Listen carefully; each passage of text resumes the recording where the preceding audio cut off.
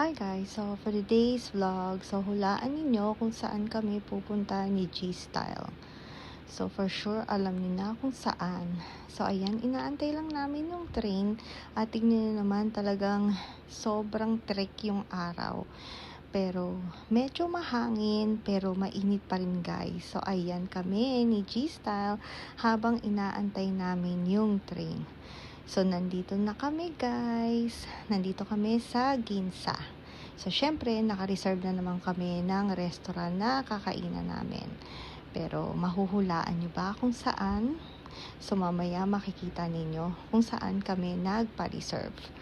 So, eto na. Nandito na kami sa Ginza. At maglalakad-lakad muna kami dahil syempre napaaga na naman kami ng dating dito sa Ginza. At hindi talaga kami magsasawang maglakad-lakad dito, mag-picture, mag-video at kung ano-ano pa. Dahil nga nakaka-relax talaga maglakad-lakad dito kahit na sobrang dami ng tao at medyo mainit. Kaya ayan, tingnan nyo, hawak ko yung aking electric fan o yung portable fan. So, ito talaga yung Tiffany na lagi kong bini-video dahil nga sobrang laki. Pero hindi pa ako pumasok dyan, guys. Pero ayan. So, lakad muna tayo habang papatagal tayo ng oras or nag-aantay tayo ng oras. So, ayan, pumasok kami ni Giselle dito. Syempre, sa Lululemon. Hindi pwedeng hindi kami dadaan dito. So, ayan, sundan na natin si G-Style. Dahil nga, tuwing nagpupunta kami dito, talagang dumadaan kami sa paborito niyang store ngayon, ang Lululemon. So, ayun pala si G-Style nasa likod ko. So, ayan. At, meron na naman siyang mga nakikita at gusto niyang bilhin. So, tingnan nyo nga, yung t-shirt niya ay talagang solid Lululemon. Ayan, so tingin-tingin hanggang sa makapili dahil nga talagang I think taglabas kasi sila ng summer collection nila. Kaya nga yung mga tela nila ay talagang medyo manipis.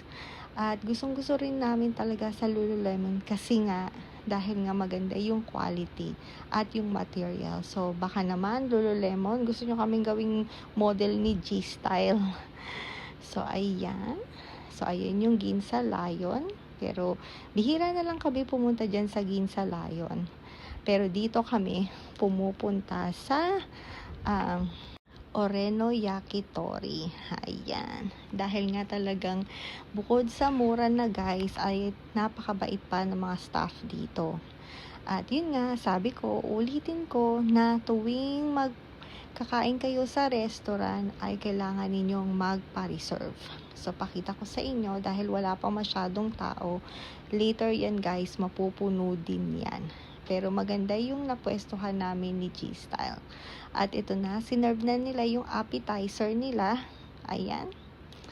At yung kanilang in-order ni G-Style na drink. Syempre, yan yung paborito naming drink. Ayan. And then, antay na lang din natin yung iba pang in-order ni G-Style. Pero sabi ko nga, yung tama lang na kaya naming ubusin. So, ayan, yung kanilang salad. Napakasarap nito, guys. Talagang hindi ka magmananawa. So, ayan. So, inom-inom muna tayo. And then, eto na yung soup na talagang lasang sinigang. Ayan. Ayan. Laman loob ata yan, guys, eh.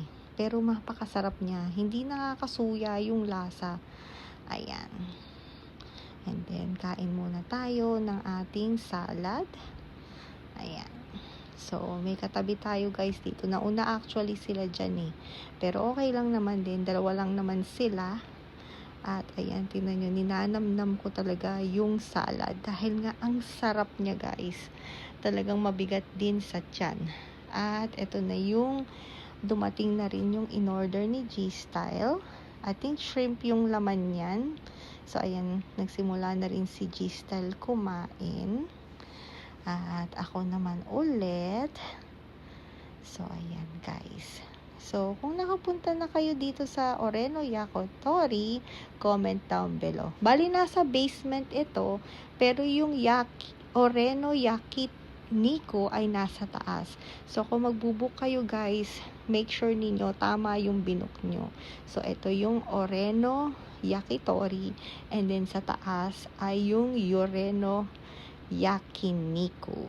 Pero madalas kami dito sa Oreno Yakitori.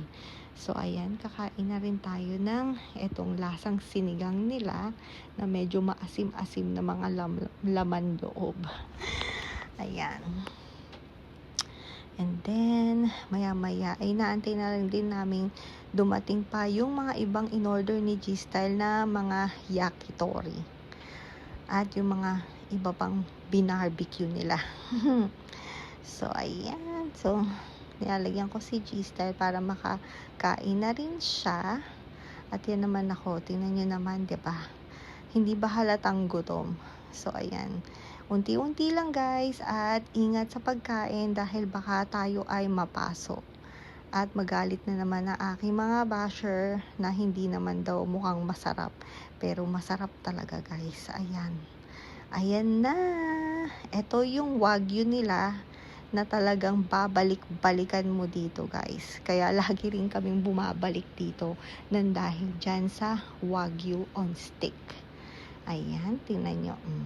Diba? Ang sarap. Kaya sabi ko kay Gisa, ang sarap talaga. Ayan, tingnan nyo. Sunod-sunod. At ingat at baka matusok ka naman. Ayan. So, okay lang yan guys. At ayan si G-Style. Tingnan nyo.